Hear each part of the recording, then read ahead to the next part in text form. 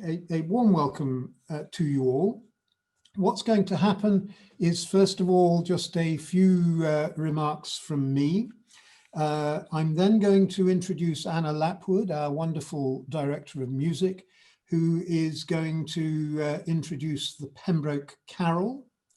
We will then hear from Professor Sylvia Huot, Emeritus Fellow, and our just recently retired fellow in medieval French. She's going to be talking about our foundress, Marie de Saint-Pol, who of course founded the college on Christmas Eve in 1347. After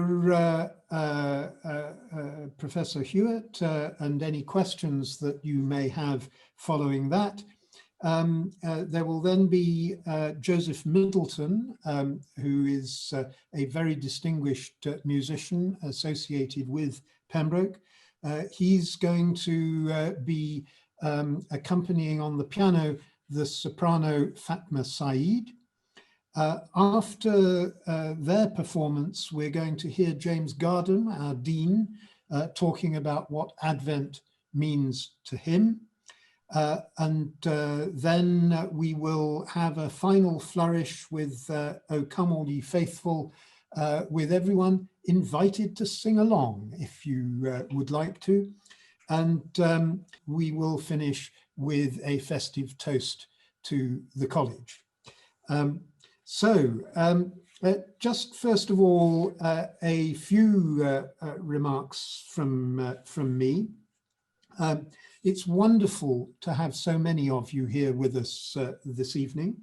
Amongst you are alumni and friends from Australia, Austria, Belgium, Canada, China, the Czech Republic, Denmark, France, Germany, Greece, Hong Kong, Hungary, India, Italy, Japan, Kenya, Lebanon, Malta, Mexico, Monaco, Myanmar, New Zealand, Norway, Peru, Singapore, the Republic of Ireland, Russia, Slovakia, South Africa, Spain, Switzerland, the Netherlands, Trinidad and Tobago, the Ukraine, the USA, and Vietnam.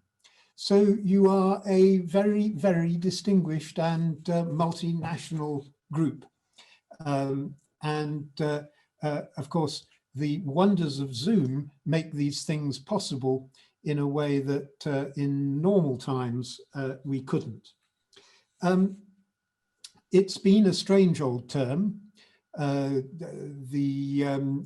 Most of our students have been here, and we have been trying to give them the very best academic and social experience that we possibly can. The intervention of the month of national lockdown has made life a bit more difficult. We started the term, for example, with rowing on the river and football being played and the choir being able to rehearse and perform and evensong taking place. We even had some matriculation events for our incoming students in the United Reformed Church, which, because we now own it, has been an absolute godsend for socially distanced events for our students. But then came lockdown, and we had to stop quite a bit of the communal activity, but we've now, with the ending of lockdown, been able to start up again. And just this week, we have had two formal halls in a box, where even though everyone has to take away their food from the college servery, they can't sit down and eat it all together. But we have had a proper formal hall style of meal for them. It's been hugely popular. We've been doing hot chocolate served free to any student who wants it on a Thursday afternoon. We have had mulled wine and mince pies available in the gardens over the course of the last few days. We've had a Christmas competition for the decorations that some of our students have put into the gazebos that we specially erected on 5 of the college lawns to provide shelter and outdoor meeting space. And this evening, to coincide with the announcement of the winners of the gazebo competition, we will have a brief but spectacular fireworks display on the Bowling Green lawn. So we are trying to bring a bit of festive spirit to the college, even in these difficult times. And of course, we are hoping that with the very good news of the of vaccines now emerging on the horizon, that we will, before too long in the course of next year, be able to get back to something resembling normality and the chance to welcome some or all of you back here to Pembroke for proper celebration and hospitality. Before I close, I do want to say a very, very big thank you and tribute to all of our staff in college, all of whom are the people who really do keep the college going. And without any of them, it would be impossible. And we owe them a huge debt of gratitude. They've really pulled the stops out for us over the course of the last 6 months. And we are very, very grateful to them indeed. Without further ado, I will pass us on to Anna Lapwood and some music. Good evening, everyone. Lovely to be here and to see you all. The first little bit of music that I thought I would share with you is a quite special one, actually, because it's the first recording of the Pembroke Carol. This is a piece that was actually written by our girls' choir of girls aged 11 to 18. They came together for a weekend where they collaboratively wrote a set of Christmas carols. This one sets a text by Sarah Teasdale, an American poet writing at the beginning of the 20th century. And they wrote the tune themselves and then arranged it.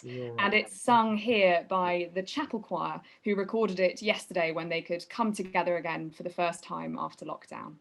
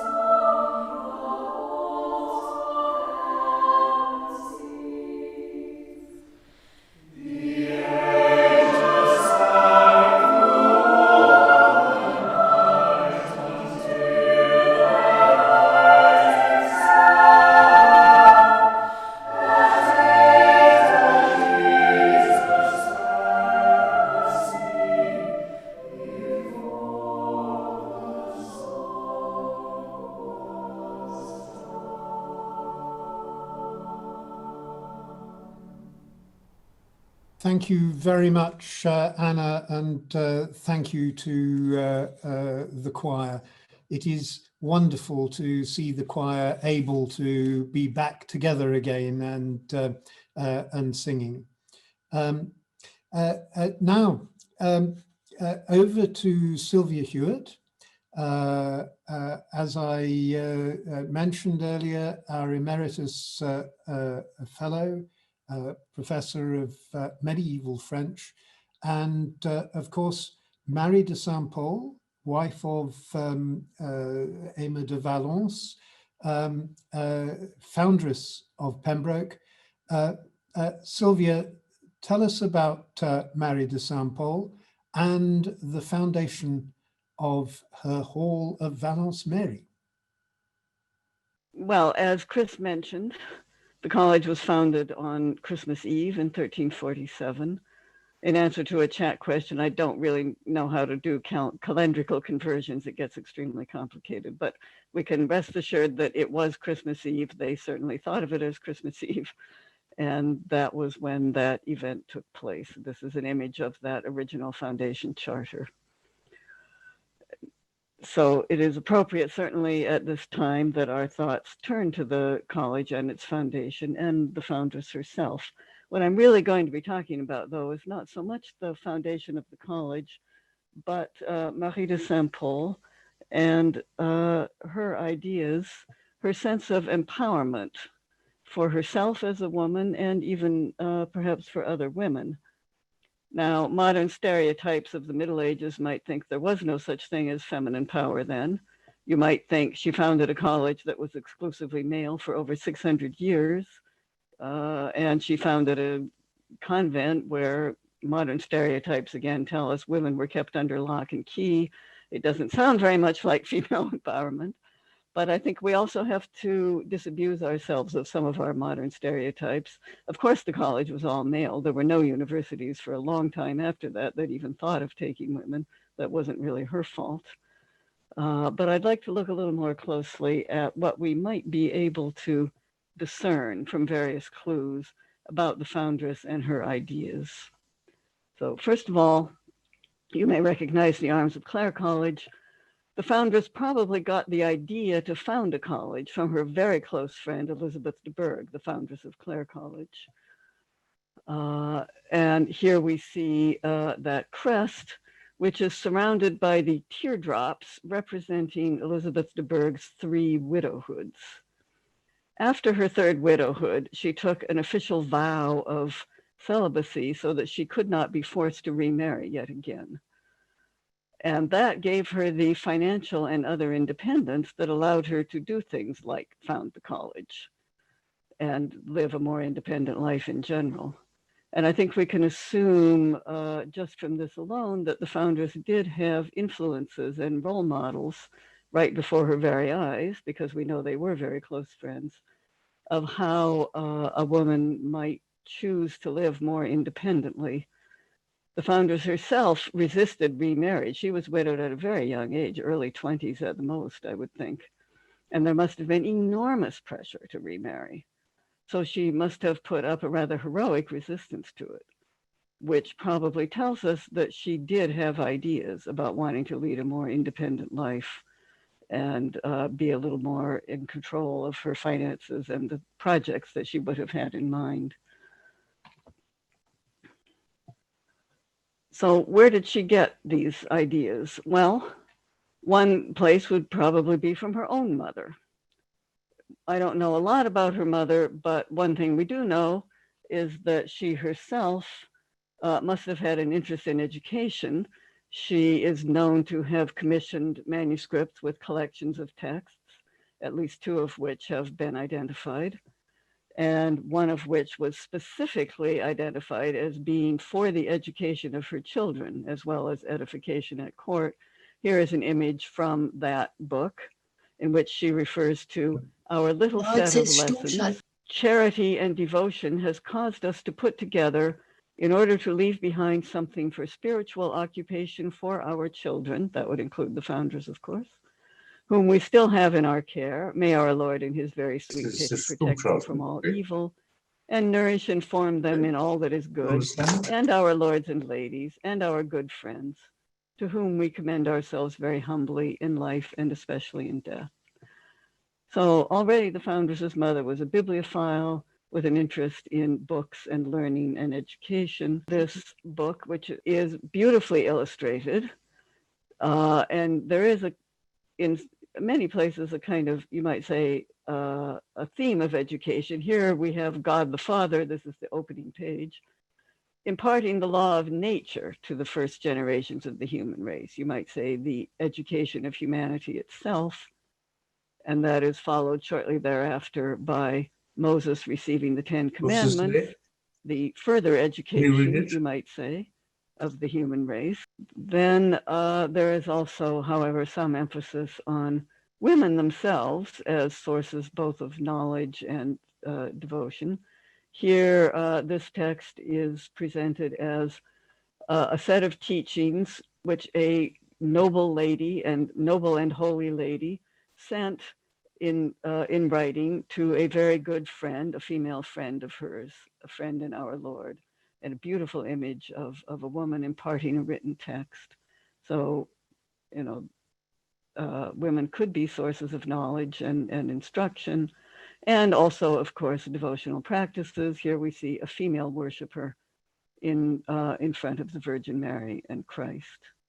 So that would already have been an important formative influence on the Foundress to have grown up in that sort of environment. Another book that survives from her mother's patronage, now in the British Library, contains a number of things that can be seen to pertain to the family and to the Foundress's mother herself, the Countess of St. Pol.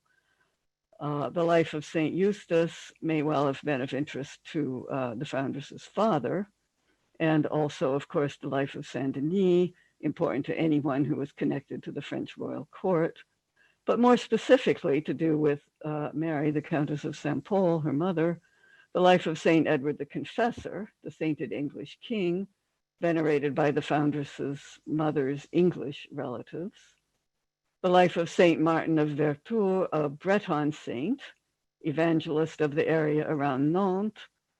And I will remind you that the Foundress's mother was herself Breton, so this certainly would reflect her own personal roots and interests.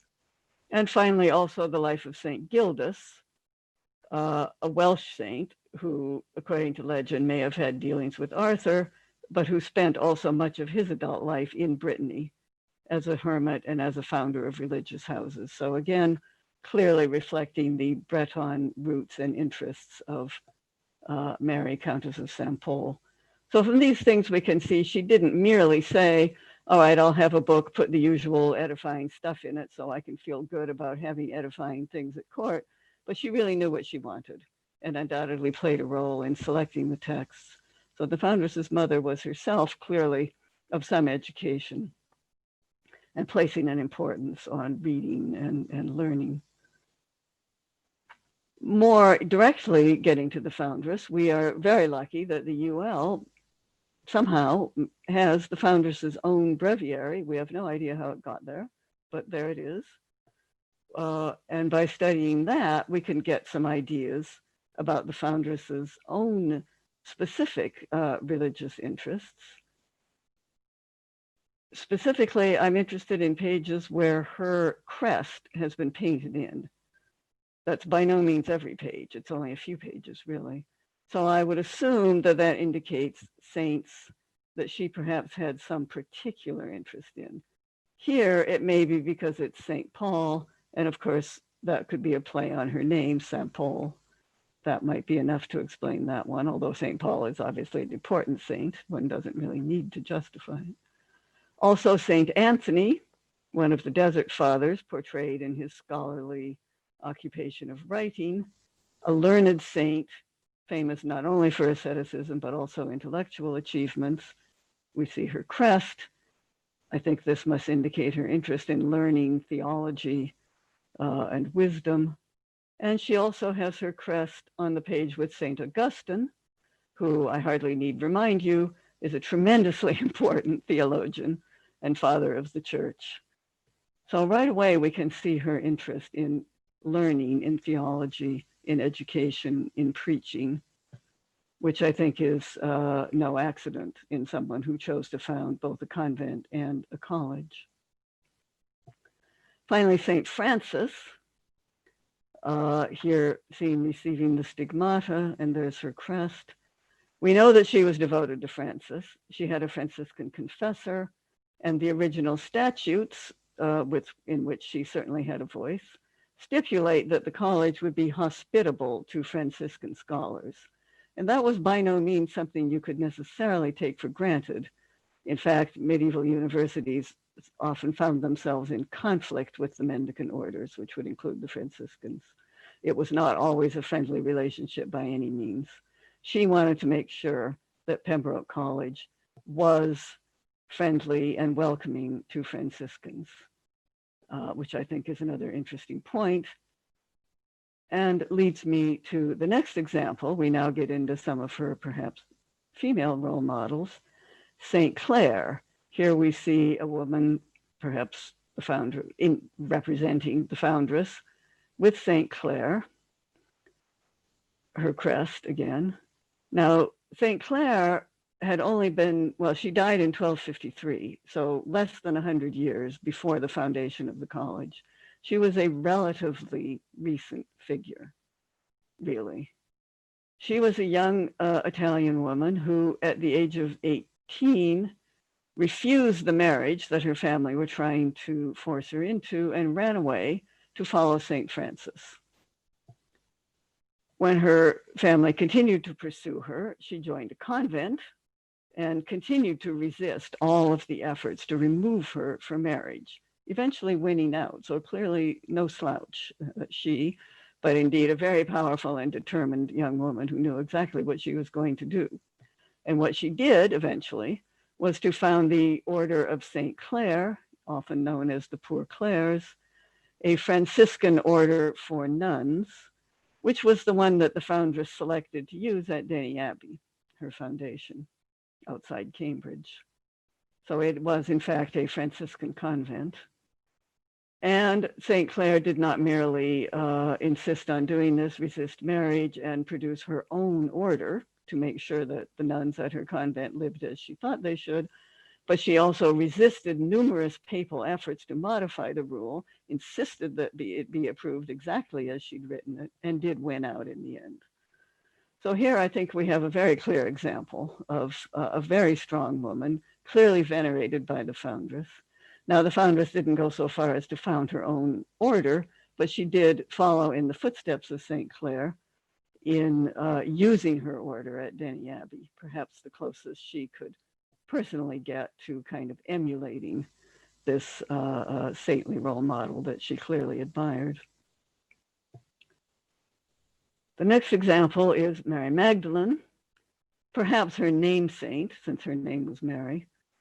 In any case, here we see her crest again, clearly someone that she venerated. I'm sure you all know that Mary Magdalene was a follower of Christ and the first witness to the resurrection, therefore the first one to preach the resurrection to a larger world. And that is sometimes held up in medieval writings as an example of the favor that God bestowed on women.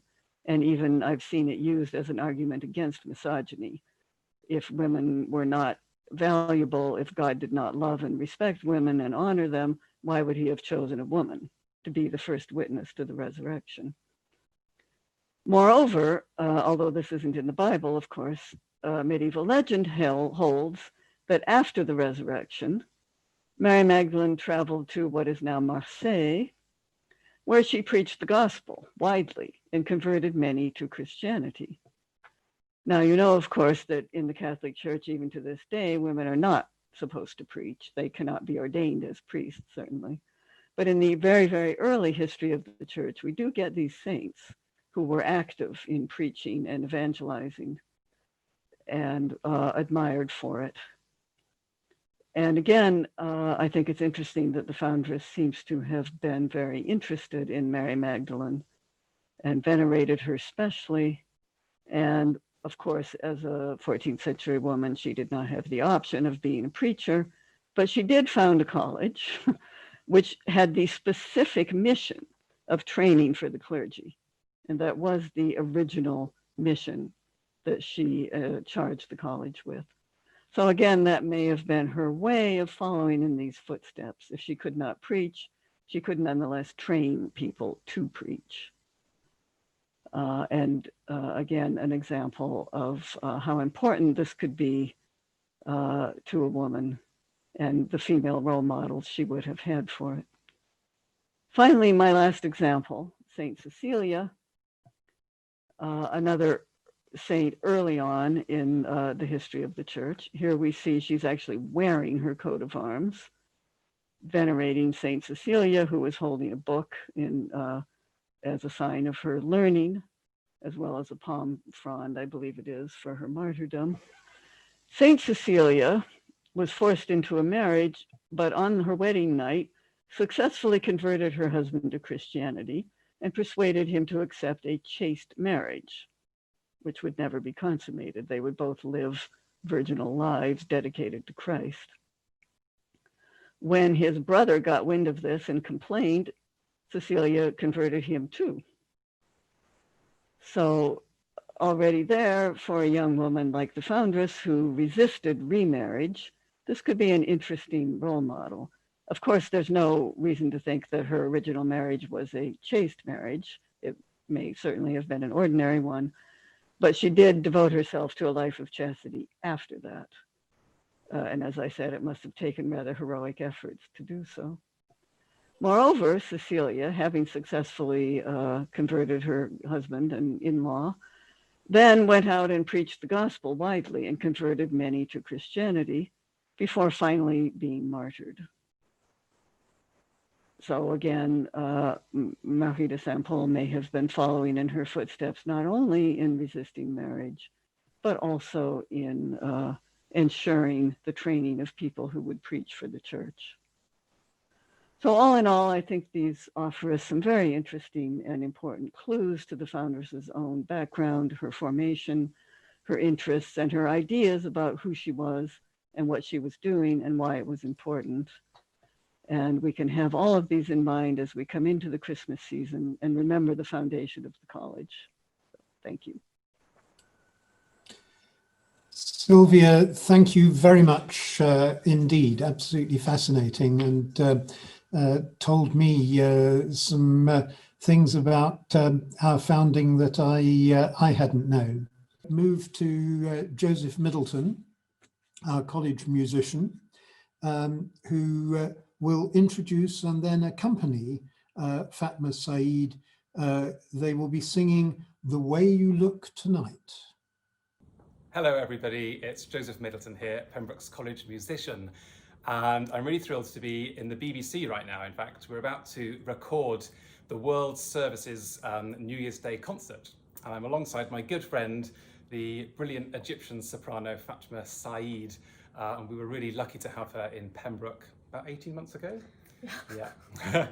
Anna Lapwood has asked if I would offer up something for the Pembroke community around this festive time. So we've got a short song that we're going to record in about half an hour's time for radio, and we thought we'd just give it to you first with all of our love at this festive time, and we really hope to be back in Pembroke next term making music together. Thanks.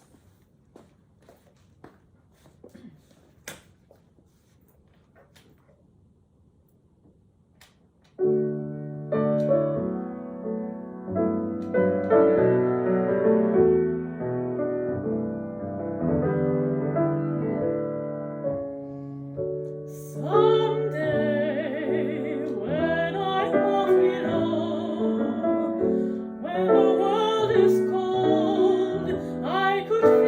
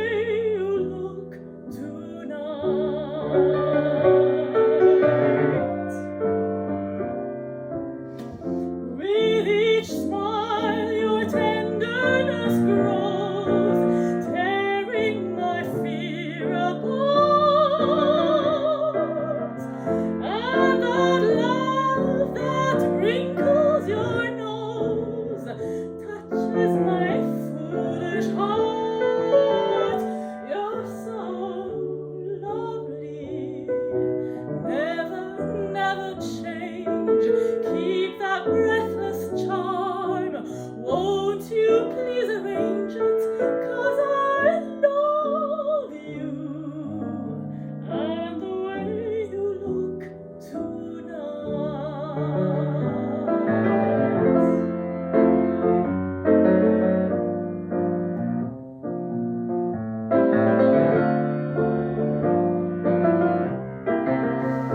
And that smile that wrinkles your nose touches my foolish heart. Lovely, never, never change. Keep that breathless charm. Won't you please arrange it, 'cause I love you, just the way you look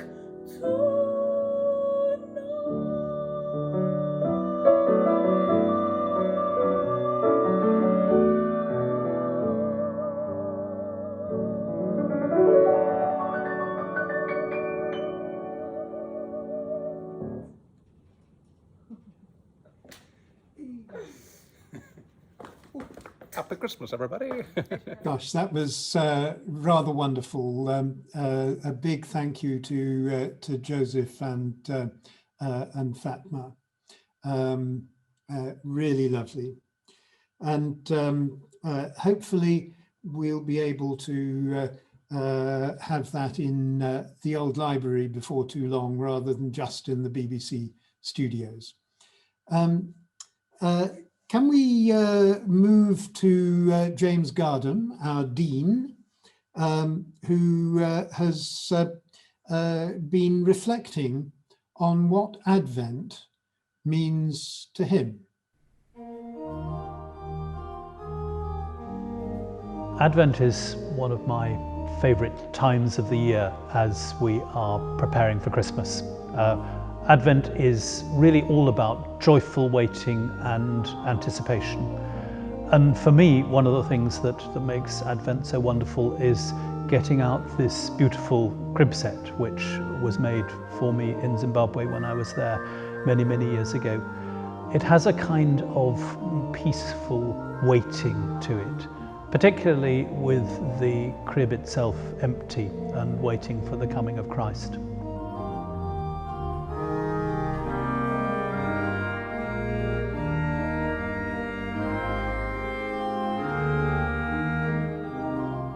So Advent is also partly about the senses in different ways. If you've ever been involved with a Christingle service in a church, the smell of oranges and the smell of many candles brings back all sorts of memories. And for me, one of the things most reminiscent of Advent is that great organ voluntary Wachet auf by Bach. It simply proclaims that sense of longing, hoping and waiting, the sense that that good things will come, but that you will have to wait for them. And it's hard for me anyway, having heard it, I guess, every year of my life, not to be moved by the longing of Zion hears the watchman calling.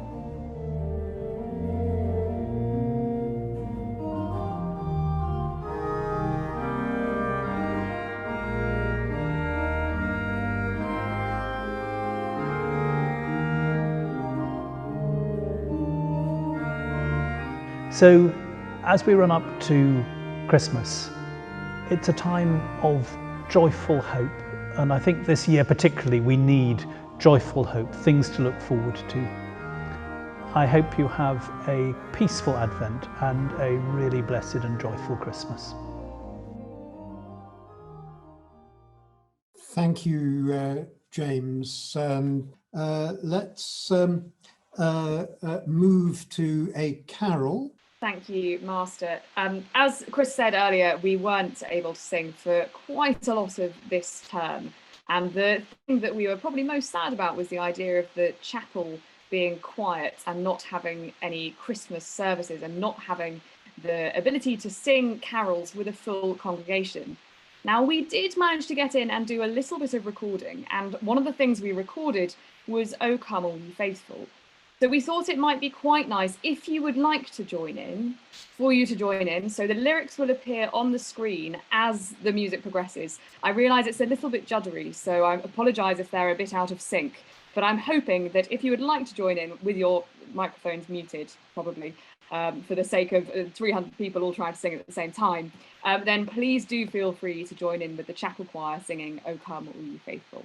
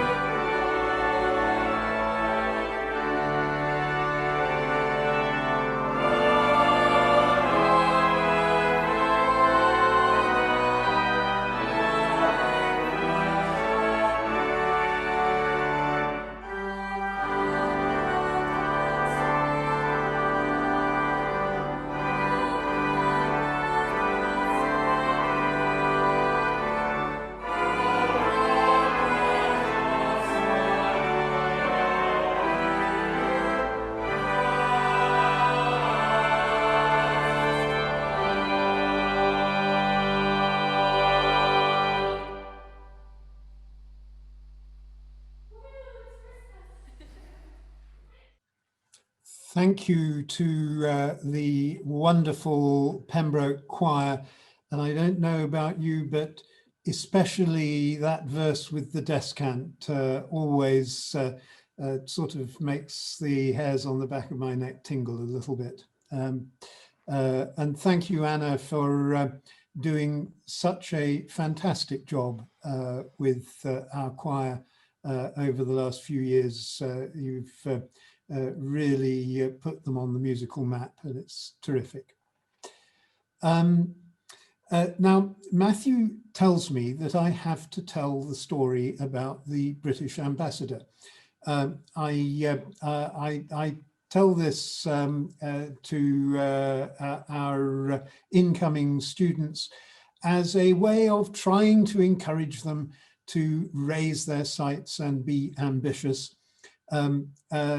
So apologies to one or two of you who may have heard this before, but it is a rather wonderful story. And it is about a new British ambassador taking up his post in Washington as the ambassador to the United States. It's coming up to Christmas. And he's just arrived. He receives a phone call from a reporter on the Washington Post who says they are contacting ambassadors in Washington to ask, they're doing a special feature, what does he want for Christmas? He thinks carefully and decides that he shouldn't have come across as being too greedy. So after a moment or two of reflection, he says that what he would really like for Christmas is a small jar of crystallized fruits. He thinks no more about this until a week and a half later, the center page spread on the Washington Post, what the ambassadors of the world want for Christmas. The Russian ambassador wants world peace. The German ambassador wants a safe future for the planet. The French ambassador wants a peace settlement in the Middle East. And the British ambassador wants a small jar of crystallized fruits.